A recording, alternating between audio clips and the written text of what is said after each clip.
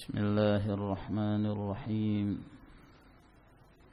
الحمد لله حمدا كثيرا طيبا مباركا فيه كما يحب ربنا ويرضاه وأشهد أن لا إله إلا الله وحده لا شريك له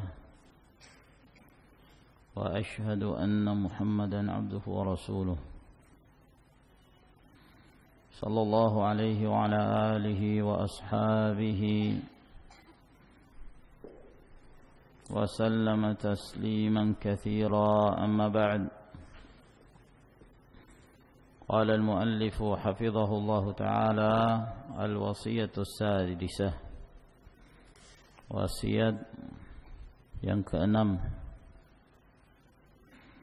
Setelah sebelumnya kita telah menyelesaikan wasiat yang kelima, anjuran untuk senantiasa menulis, sebab dengan menulis akan memudahkan bagi seorang untuk menghafal apa yang ditulisnya. Dan apabila dia telah menghafalnya, maka dengan menulis akan semakin menguatkan hafalannya. Allah Subhanahu wa taala telah memberikan kemudahan kepada kita dan mengajarkan kepada kita ilmu kitabah, ilmu menulis. Manfaatkan ilmu tersebut dalam hal-hal yang mendekatkan diri kepada Allah Subhanahu wa taala. Di antaranya adalah menulis ilmu. Kemudian wasiat yang keenam, kata beliau hafizahullah ta'ala, sadisan al-mudzakarah. Mudzakarah, mengulang-ulangi pelajaran. Muraja'ah, ini juga penting untuk mengingat kembali apa yang telah lalu. Muraja'ah ilmu itu akan semakin menguatkan. Qala Allah Ta'ala, Allah Subhanahu wa taala berfirman, "Wa dzakkir fa inna dzikra tanfa'ul mu'minin." Berikan peringatan karena sesungguhnya peringatan itu bermanfaat bagi kaum mukminin. Nah, pentingnya untuk mengingatkan ilmu. Kadang-kadang seorang sudah mengetahui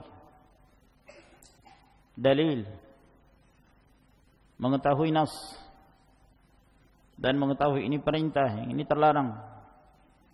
Namun terkadang hati itu menjadi lalai. Seakan-akan apa yang pernah dia ketahui itu terlupakan, maka perlu untuk diingatkan. Nah, maka dengan mengingatkan seseorang, maka itu akan memberikan manfaat kepadanya. Dari sinilah pentingnya kedudukan nasihat di dalam Islam, di dalam agama ini. Sebab dengan nasihat tersebut akan mengingatkan seorang muslim kepada sesuatu yang dia lalai darinya. Nabi sallallahu alaihi wasallam mengatakan ad-dinun nasihah. Agama itu nasihat. Kadang-kadang seorang lupa, lalu kemudian diingatkan, maka dia pun kembali. Kadang-kadang seorang lupa diri. Nah, dia melalaikan rutinitas yang pernah dia kerjakan, lalai, maka diingatkan. Kadang-kadang seorang terjatuh dalam perbuatan dosa, dalam keadaan dia mengetahui bahwa itu dosa, maka diingatkan, ya akhi, bukankah ini perkara yang haram? Ittaqillah, bertakwa kamu kepada Allah Subhanahu wa taala. Maka dengan mengingatkan seorang muslim itu sangat memberikan manfaat. Dan terkadang seorang melupakan kandungan suatu nas, baik ayat ataukah hadis yang pernah diketahuinya, disebabkan karena satu hal, emosi atau yang semisalnya, perasaan, menyebabkan seorang itu tidak terkontrol. Seperti yang dialami oleh Umar bin Khattab radhiyallahu taala anhu pada saat meninggalnya Rasulullah sallallahu alaihi wasallam, beliau sempat hampir tidak mempercayai hal tersebut.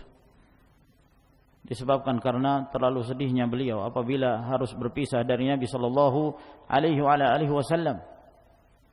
Sampai beliau marah dan beliau mengancam, siapa yang mengatakan bahwa Nabi sallallahu alaihi wasallam telah meninggal akan dipenggal lehernya. Sampai kemudian Abu Bakar As-Siddiq radhiyallahu taala anhu mengingatkan Umar dan mengingatkan para sahabat yang lain sambil beliau membaca firman Allah Subhanahu wa taala, "Wa ma Muhammadun illa rasul wa qad khalat min qablihi ar-rusul. Afa in mata aw qutila anqalabtum ala aqabikum." Tidaklah Muhammad itu melainkan beliau seorang rasul sebagaimana telah berlalu rasul-rasul sebelumnya. Rasul hidup, kemudian meninggal, kemudian dilanjutkan yang berikutnya, meninggal lagi, telah berlalu. Maka Rasulullah Muhammad sallallahu alaihi wasallam pun akan berlalu seperti berlalunya para rasul yang lain. Maka ketika Abu Bakar As-Siddiq radhiyallahu taala anhu membaca ayat ini, maka Umar bin Khattab radhiyallahu taala anhu mengatakan seakan-akan aku baru saja mendengarnya, seakan-akan ayat itu baru saja diturunkan Allah Subhanahu wa taala. Padahal beliau telah mengetahui, namun terkadang perasaan dan sangat cintanya beliau kepada Nabi sallallahu alaihi wasallam menyebabkan beliau sempat terlupakan dari kandungan ayat tersebut. Maka ini menunjukkan bahwa di antara manusia, khususnya kaum muslimin, lebih terkhusus lagi para thalabatul ilm, para penuntut ilmu, untuk saling mengingatkan. Nah, yang namanya manusia kadang-kadang keliru, maka diingatkan. Seorang penuntut ilmu, selama dia masih mendengarkan nasihat, maka itu kebaikan. Itu adalah kebaikan. Ketika dia bersalah, lalu kemudian diingatkan, bersalah, kemudian diingatkan, dinasihati, kemudian dia menjadi baik, maka ini merupakan tanda yang menunjukkan bahwa dia ingin dan mengharapkan kebaikan. Namun kapan seorang begitu dinasihati lalu kemudian dia tidak mengindahkan, tidak memperdulikan, bahkan semakin jauh, la haula wala quwata illa billah, maka orang yang seperti ini, dia tidak mencela kecuali dirinya sendiri. Dia menghinakan dirinya, merendahkan dirinya. Nah, ini ma'asyiral ikhwah rahimakumullah yang hendaknya kita perhatikan. فمذاكرة العلم تزيد من ثباته ورسوخه في ذهن طالب العلم. Maka mengulang-ulangi ilmu, memurajaah ilmu, itu akan semakin menambah kekokohan ilmunya. Fi dhihni talib ilm, pada fikiran seorang penuntut ilmu, yakni pada hafalannya. Kama qala Abdullah bin al-Mu'taz, sebagaimana yang dikatakan oleh Abdullah bin al-Mu'taz, man aktsara mudzakarata al-ulama lam yansa ma 'alima. Barang siapa yang memperbanyak bermudzakarah, mengulang-ulangi ilmunya bersama dengan para ulama, maka dia tidak akan lupa apa yang telah dia ketahui dari ilmu, wastafada ma lam ya'lam, dan bahkan dia mendapatkan faidah dari sesuatu yang dia sebelumnya tidak mengetahuinya. Jadi bermudzakarah itu sangat penting, menunjukkan bahwa seorang akan semakin mengokohkan ilmu yang dia miliki, dan sekaligus akan menyebabkan dia semakin memahami ilmu tersebut, dan tidak sedikit dia akan mendapatkan faedah-faedah yang terkandung dalam ilmu itu. Wa hadhihi al-mudzakaratu imma ma'al ghairi aw ma'an nafs. Lalu bagaimana cara seorang penuntut ilmu bermudzakarah? Kata beliau, bisa dengan salah satu dari dua cara. Cara yang pertama, ma'al ghair, bersama orang lain. Murajaah ilmu bersama dengan orang lain. Kita mengajak salah seorang teman kita, tetapkan waktu malam hari misalnya, atau siang hari atau kapan saja. Yang jelas dia berusaha untuk merutinkan waktu tersebut. Kita memurajaah ilmu. Nah, au ma'an nafsi atau sendirian. Murajaah sendirian tanpa bantuan dari yang lainnya. Kita bisa melakukan dengan salah satu dari dua cara ini. Lalu bagaimana cara murajaah atau mudzakarah bersama dengan yang lainnya? Kata beliau, wa ma'al ghairi imma ala tariqatil bahthi wal mudzakarah. Kalau bersama dengan yang lain ada beberapa cara. Yang pertama, al-bahthu wal mudzakarah, dengan cara membahas dan mudzakarah, mengulangi pelajaran yang telah dipelajari. Wa hadza 'inda ahli al-'ilm fil mahfudh anhum lahu tariqatan. Dan cara ini pun, cara membahas sesuatu atau mengulangi apa yang telah dibahas, apa yang telah dipelajari di kalangan para ulama terhadap apa yang telah mereka hafal, apa yang telah mereka pelajari, masih ada dua cara lagi, ada dua metode dalam hal pembahasan tersebut. Yang pertama, tariqatul mudzakarah bil abwab wal masail. Metode mudzakarah, mengulang-ulangi pelajaran berdasarkan bab-bab dan permasalahan-permasalahan. Yang dimaksud di sini bab-bab, yakni bab-bab fikih. Bab-bab fikih. Nah, permasalahan maksudnya cabang-cabang permasalahan fikih. Nah, wa hadza yadkhulu fi 'ammatil ulum. Maka ini mencakup keumuman ilmu. Ya. Keumuman ilmu dalam ilmu fikih misalnya, atau dalam ilmu aqidah, atau dalam ilmu tauhid, pembahasan taharah. Ya, sudah kita besok misalnya atau pekan depan kita tetapkan besok kita membahas masalah wudu. Kamu apa faedah kamu tentang permasalahan wudu? Apa definisi wudu? Apa syarat-syarat berwudu? Apa saja kewajiban berwudu? Apa sunnah-sunnahnya? Apa zikir-zikir ketika atau setelah berwudu? Dibahas.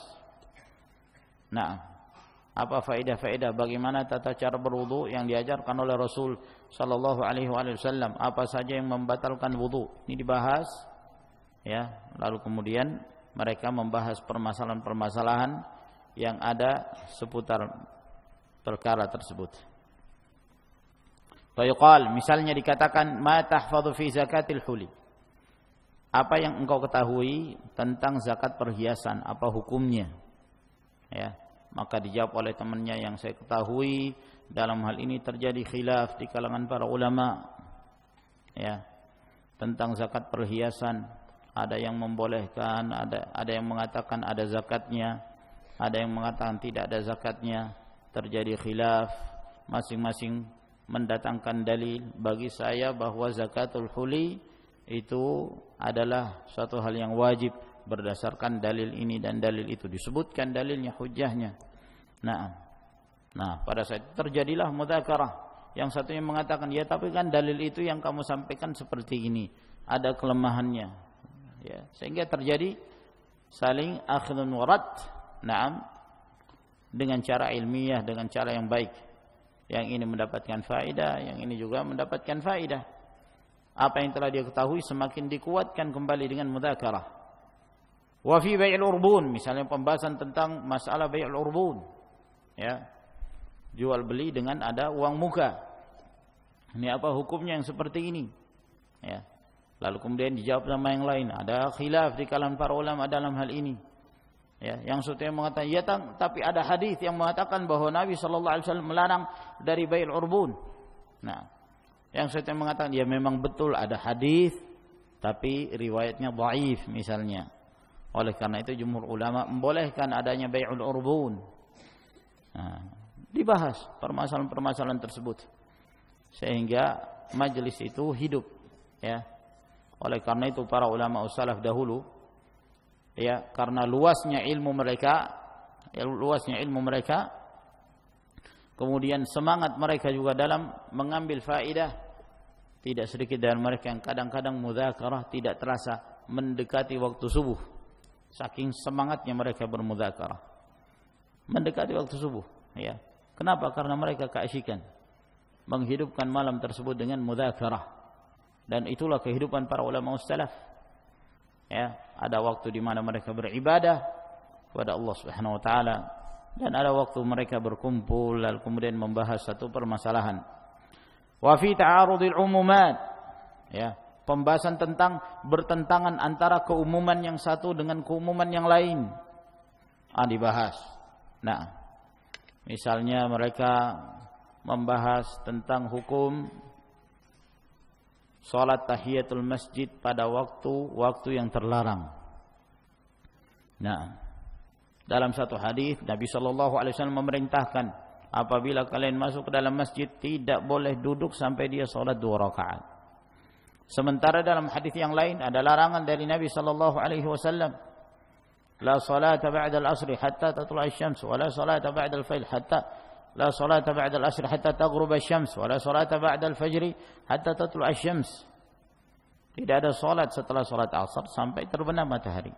Tidak ada salat ba'da al-fajr sampai terbitnya matahari.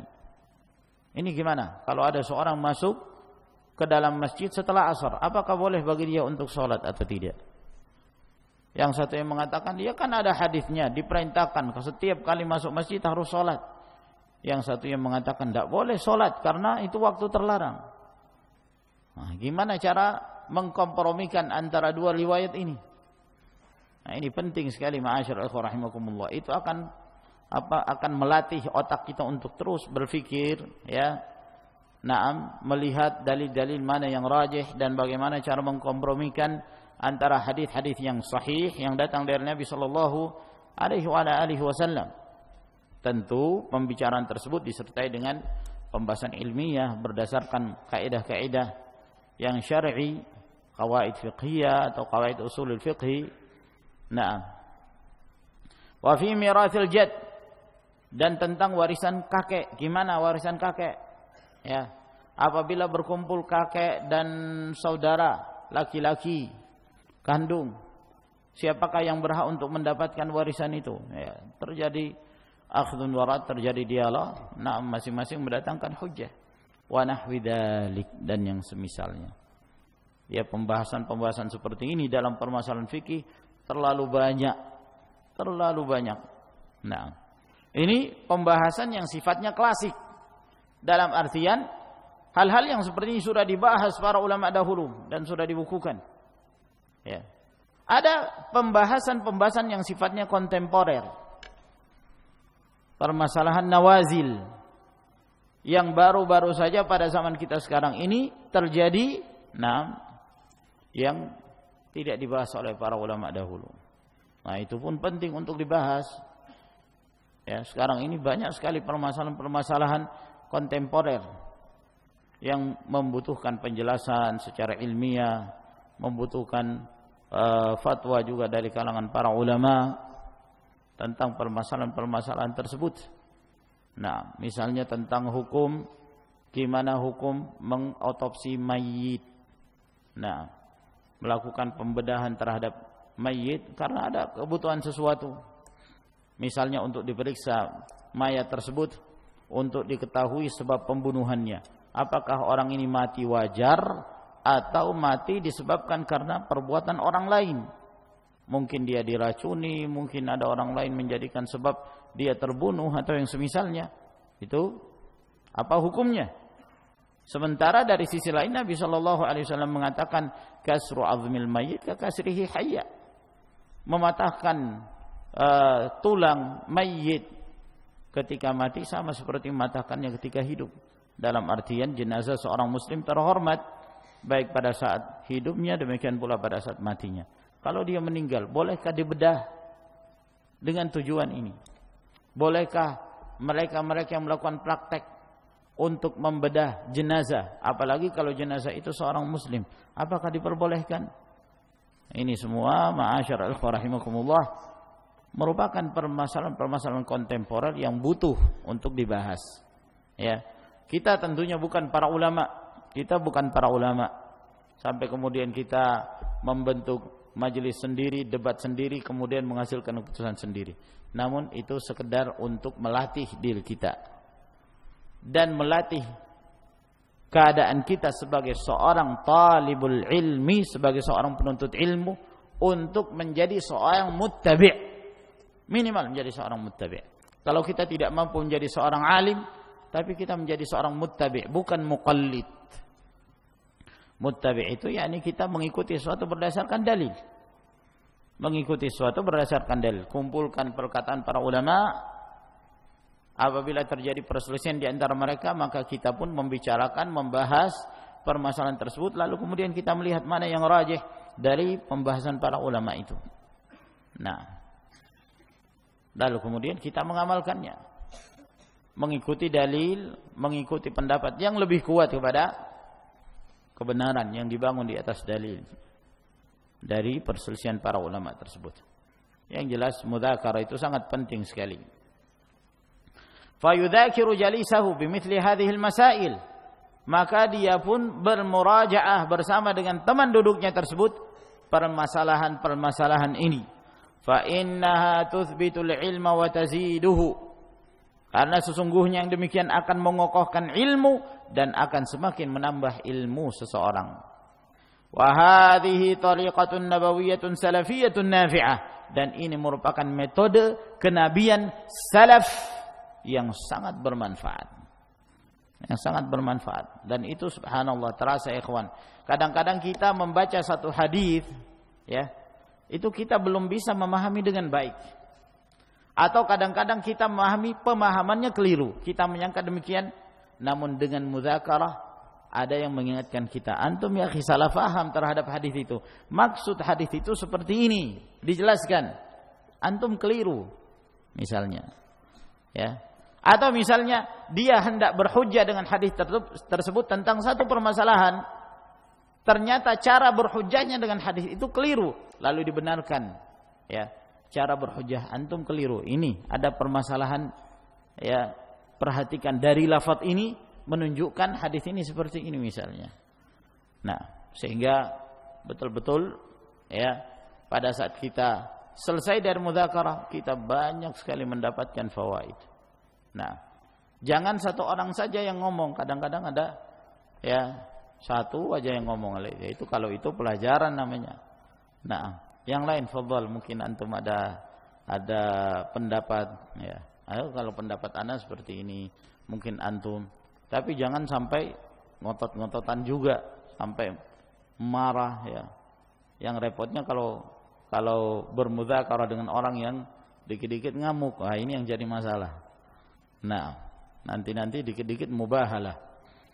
Sudah kamu enggak percaya, ini pendapat saya, gimana kalau kita mubahalah aja? Nah, ini keterlaluan yang seperti ini, ya. Ya sudah, pembahasan ilmiah. Pembahasan ilmiah pernah juga terjadi kalangan para ulama ussalaf, membahas tentang satu masalah, kalau tidak salah masalah kunut subuh, sampai nantang mubahalah. Nah, sampai nantang mubahalah, laknat bagi orang yang dusta. Nah, ini kelihatannya berlebihan. Nah, bahas secara ilmiah. Nah, ya, dan jangan seorang itu merasa dirinya bahwa dia yang di atas, dia yang punya ilmu, yang lain tidak punya ilmu. Nah, ini itu penting, ma'asyiral rahimakumullah. Sehingga ketika ada temannya yang mengkritik dia, ya, dia tidak segera, ya, marah atau kemudian wajahnya merah padam, menunjukkan bahwa dia tidak suka. Jangan seperti itu.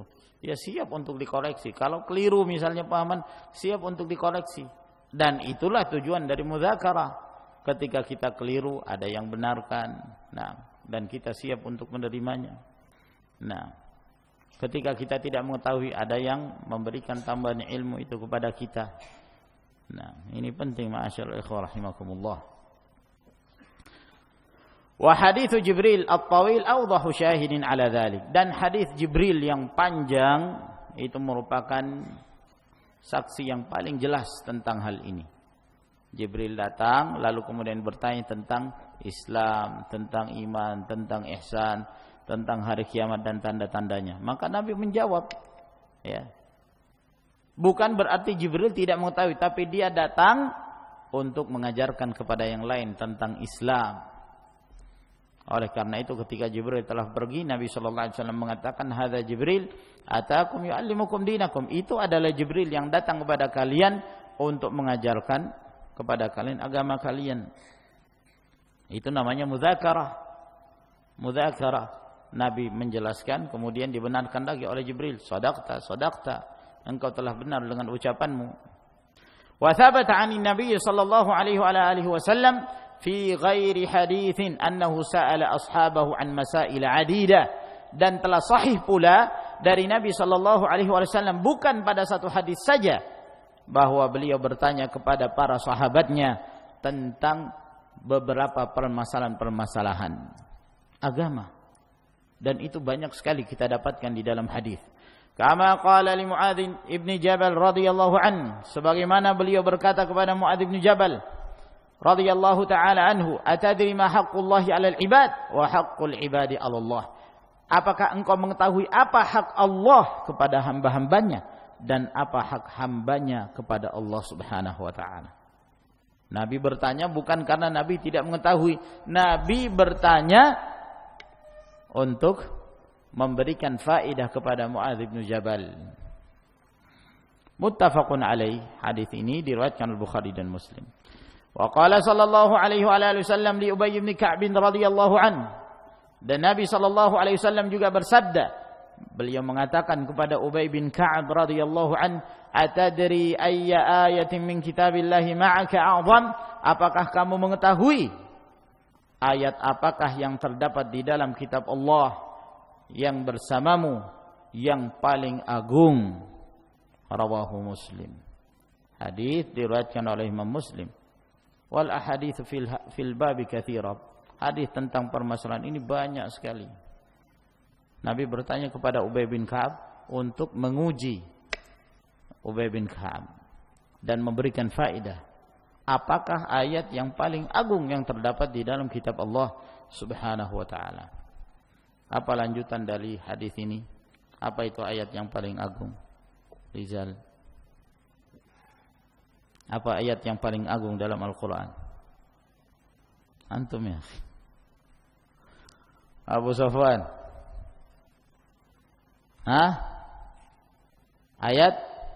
Ayatul Kursi.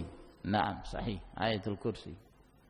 Apa surah yang paling agung dalam Al-Quran? Naam, Abu Muhammad. Suratul Fatihah. Masya Allah. Baik, sampai di sini ya ikhwan. Wa akhiru da'wana alhamdulillahi rabbil alamin. Tafaddalu hafizakumullah.